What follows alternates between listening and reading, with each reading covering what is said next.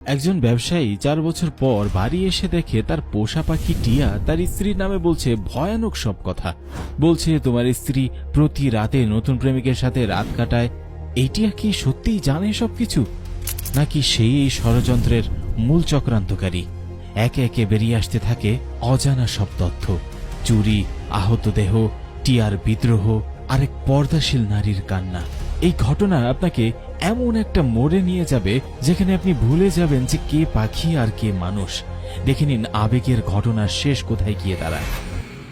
প্রিয় বন্ধুরা, এক বস্তিতে একজন তাজির বাস করত। জানিয়ে রাখা ভালো যে ব্যবসায়ীকে উর্দুতে তাজির বলা হয়। সেই তাজির কাজের কারণে এক শহর থেকে আরেক শহরে যাতায়াত করত। তার নাম ছিল আহমদ। তার কাছে একটি টিয়া ছিল, যা ছিল খুবই সুন্দর। সেই তাজির ওই টিয়াকে কথা বলা শিখিয়েছিল। তাজিরের বাড়িতে একটি পেয়ারা গাছ ছিল। সেই গাছের উপর বসে টিয়াটি জোরে জোরে আওয়াজ করত, আহমদের হাফেজে কোরআন স্ত্রী জালিম, আহমদের হাফেজে কোরআন স্ত্রী খারাপ, তাকে পাথর মারো, তাকে এখান থেকে বের করে দাও। তখন ফজরের নামাজের সময় ছিল। মানুষ নামাজ পড়ে নিজের ব্যবসার দিকে যাচ্ছিল। সেই পেয়ারা গাছের উপর বসে থাকা এই সুন্দর টিয়াটি সব সময় চুপ থাকত, কিন্তু কেউ যখন সেই গাছের পাশ দিয়ে যেত তখন ওই কথাগুলি বারবার বলতো, আহমদের স্ত্রী জালিম, আহমদের হাফেজে কোরআন স্ত্রী খারাপ। একজন ব্যক্তি যখন এই খারাপ শব্দটি শুনল, সে অবাক হয়ে গেল এবং থেমে গেল। সে সেই টিয়াটিকে দেখতে লাগলো, যেটি দেখতে খুব সুন্দর ছিল। সেই ব্যক্তি এগিয়ে গিয়ে টিয়াটিকে ধরতে চাইল, কিন্তু টিয়াটি উড়ে গিয়ে অনেক দূরে বসে পড়ল।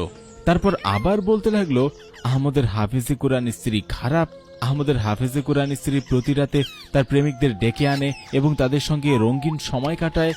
এটা শুনে সেই ব্যক্তি আতঙ্কিত হয়ে পড়ল যে এটা কেমন টিয়া যে গাছে বসে নারীদের গোপন কথা প্রকাশ করে।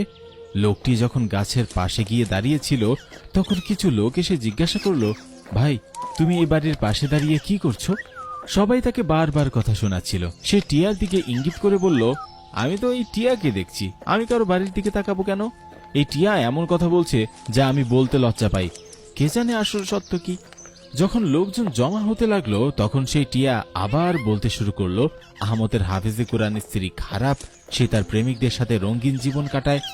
এটা শুনে মানুষ কান ঢেকে ফেললো এবং বলতে লাগলো, এই টিয়া তো একেবারে নিরীহ প্রাণী, যা দেখে তাই বলে।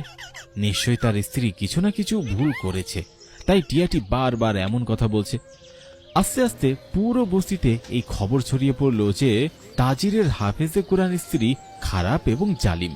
মানুষ তার বাড়ি থেকে দূরে থাকতে শুরু করলো। সব পুরুষ তাদের স্ত্রীদের তার বাড়িতে যেতে নিষেধ করলো।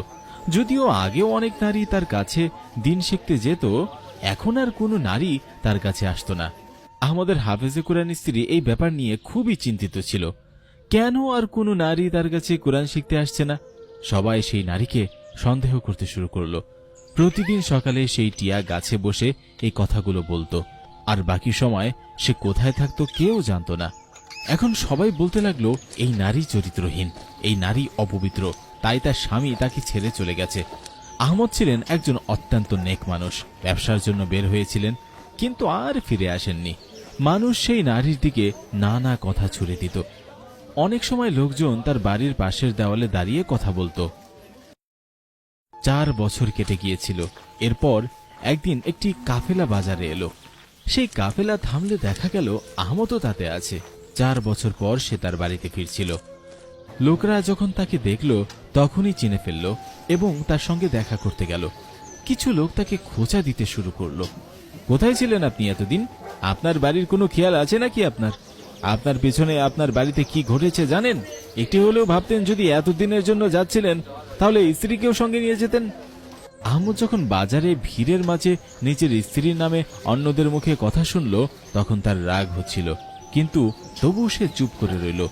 সে তার স্ত্রীর জন্য অনেক কিছু কিনে এনেছিল, কিন্তু যখন সে বাড়ির ভেতরে প্রবেশ করল সামনে যা দেখল তাতে সে হতবাক হয়ে গেল।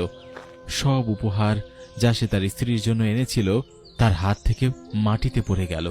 আর তখন টিয়াটি যখন তাকে দেখল তখনও একই কথা বারবার বলতে লাগলো। যখন সে টিয়ার মুখে এসব সত্য কথা শুনল তখন সে আর সহ্য করতে পারল না। সে বলতে লাগলো, এখন এই ব্যাপারে সিদ্ধান্ত তো মসজিদের মৌলভী সাহেবই দিতে পারবেন।